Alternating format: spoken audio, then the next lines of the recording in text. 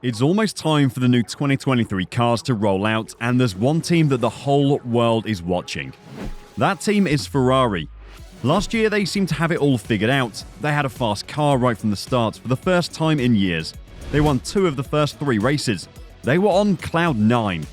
But then, disaster struck, and a string of reliability issues, wrong strategy calls, and so on, caused the season to fail horribly.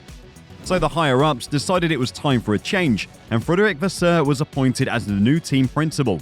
And within a couple of weeks, we'll be able to see the 2023 challenger. But some details have already been leaked by none other than the new team principal, Ferrari Vasseur. So let's dive into the leaked Ferrari details for the 2023 season. According to new Ferrari Formula 1 president Ferrari Vasseur, claims of a 30 brake horsepower performance improvement from the 2023 power unit are a joke, and that all power unit work during the off-season has been focused on solving the reliability issue that plagued the team's 2022 season. This distinction between reliability and performance increases has long been a source of dispute, dating back to the specification freeze last year. This freeze occurred in 2 stages, with all the combustion engine specifications plus the ERS-H frozen prior to the season, and the electrical element, including the ERS-K, frozen in the beginning of September. The regulation intends for these criteria to continue in place for the balance of this power unit formula through the end of the 2025 season.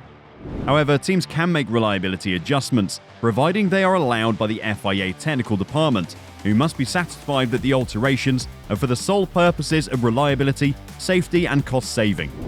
The problem arises from the contrast between performance and dependability. Every team and power unit manufacturer is well aware of how politically sensitive that distinction is. As Renault engine boss Bruno Famin recently pointed out, behind the reliability issue you often have a potential performance gain, of course. The limit is not exactly always super clear. If you have a water pump issue, as we had in 2022, it's quite clear it's a pure reliability issue. There's nothing to gain in having a better or different water pump. But if you need to change the material of the piston rings, okay, you'll be able to have something stronger to have more performance. So where is the limit? It's not obvious. The ERS-H was the issue component for Ferrari last year.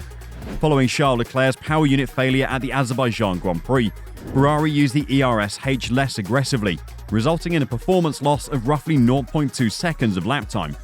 This has been extrapolated to represent 30 brake horsepower, but with a hybrid power unit, the lap time loss is not as linear as it was before, because the peak power reduction could be much less than that, but still cost as much as 0.2 seconds, due to a less effective electrical deployment in the mechanical holes of the ICE's torque curve. If the reliability issue is resolved, the Ferrari power unit should be able to return to the level of performance it demonstrated in Baku last year, when its low-down power delivery was definitely the best of the 4 power units. The suggestion of a 30 brake horsepower increase has been dismissed by Vasseur. The numbers, I don't know where the numbers are coming from, but it's just a joke, he said. However, this is not as straightforward as it appears. First, if the normal difference of 0.2 seconds is due from torque delivery, he can be pretty clear in dismissing the 30 brake horsepower claim.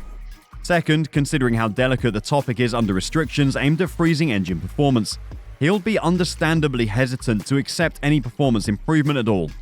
However, there is a tiny but critical distinction between increasing performance and gaining performance from the reliability lowered level post-Baku. Does it count as higher performance if the reliability changes just restore performance to pre-Baku 2022 levels? The FIA technical staff was clearly pleased with Ferrari's interpretation. Both Ferrari and Alpine were clear about the fact that the 2022 power units constituted ambitious performance increases, well aware that any reliability inadequacies could be corrected in the future, but performance deficits could not. According to Vasseur, preliminary results from dyno testing indicate that the reliability issue has been resolved. So far it looks okay, he says, but the reality of the track is a different aspect. A couple of issues that teams, not just Ferrari, were seeing was coming from track issues, bouncing vibration, and we'll have a much better picture in testing in Bahrain. Vasseur wants to make sure he can get Ferrari back on top again, and this means more changes even within the team. Thus, Ferrari Vasseur has offered the first indication of changes he may make at the team, but thinks it would be arrogant to try to make drastic changes right away.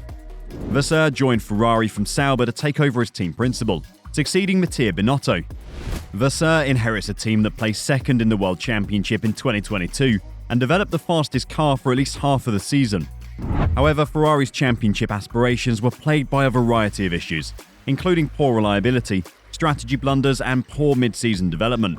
And Binotto's departure at the conclusion of 2022 occurred amid growing rumours about his position and relationship with the Ferrari management.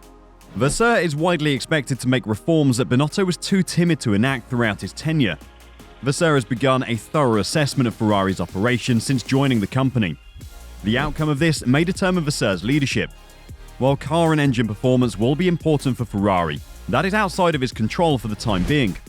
The 2023 deal has been committed to well before his arrival, and he will only be able to assess Ferrari's development strategy throughout the season. In the run-up to Bahrain, his priority will be a careful examination of where the squad went wrong in 2022 and determining what can be improved. Short-term considerations include strategy and operations. Very often when you're speaking about strategy, you see only the visible part of the iceberg, Vasseur said in his first media engagement as Ferrari team principal this week. Strategy is not just a matter of the guy who's at the top of the iceberg. They're at the summit of the organization. Communication, the flow of communication on the pit wall. We're in the process to review everything. It's a bit short notice for me, but we'll have to do some improvement. There is an effective admittance here. Vasseur is already aware that this is an issue that needs to be addressed, though he is being cautious not to put anyone under the bus. The iceberg comparison is appropriate and valid. Inaki Rueda, Ferrari's head of strategy, is an intelligent and plainly skilled individual who becomes the face of everything else that occurs in strategic planning and execution. It would be simple to sacrifice him as a symbol of transformation. However, bloodletting is best avoided, and Vasseur has ruled out any structural or personnel changes for the time being. However, changes might be on the way. It would be arrogant from my side to take action on the technical organization after 2 weeks, he said. We have discussions to try to understand how we could improve the system, what could be the weakness of the system, and to try to do a better job. But it's more continuous improvement. Big changes from my point of view wouldn't make sense. I trust the guys in place. I'll try to do the best for them also, and to put them in the best condition to do the job. Then it'll be time, after a couple of weeks or months, to take action if it's not working. But I trust them. Vasseur claims he is attempting to analyze every single error made since 2022 in order to determine the main reason. A terrible choice, poor organization, faulty communication, or whatever it may be. And it appears that Vasseur has already discovered some potential systemic flaws rather than individual issues. He emphasized the need of good communication flow several times. We are currently discussing this about the organization, he said when asked what could change. But when you're speaking about strategy or aerodynamics or another topic, you have to avoid to be just focused on the top of the pyramid. Very often on the pit wall, the biggest issue is more the communication and the number of people involved than the individuals. You just need to have a clear flow of communication between the good people in the right positions for sure, but this is a work in progress. What will be critical for Ferrari's Vasseur period is that he has the authority to make the adjustments he thinks fit. The structure of Ferrari does not automatically grant the team principal the same level of autonomy that they would have in another team. Vasseur, as the guy brought in by Chairman John Elkann and CEO Benedetto Vigna, has likely been urged to do what is necessary. He argues that his early interactions with Vigna in particular indicate that whatever the lines of reporting are, there is sufficient transparency and communication for it to operate. If that is the case, Ferrari must be patient enough to allow Vasseur to make an impact on the organization, since the necessary reforms will not occur overnight. Do you think Vasseur will be able to get Ferrari back on track? And is the story of the 30 brake horsepower a joke, or is it the truth? And will the Ferrari Challenger be the fastest on the grid? Let us know your thoughts in the comments below. As always, thanks for watching, and we'll see you in the next video.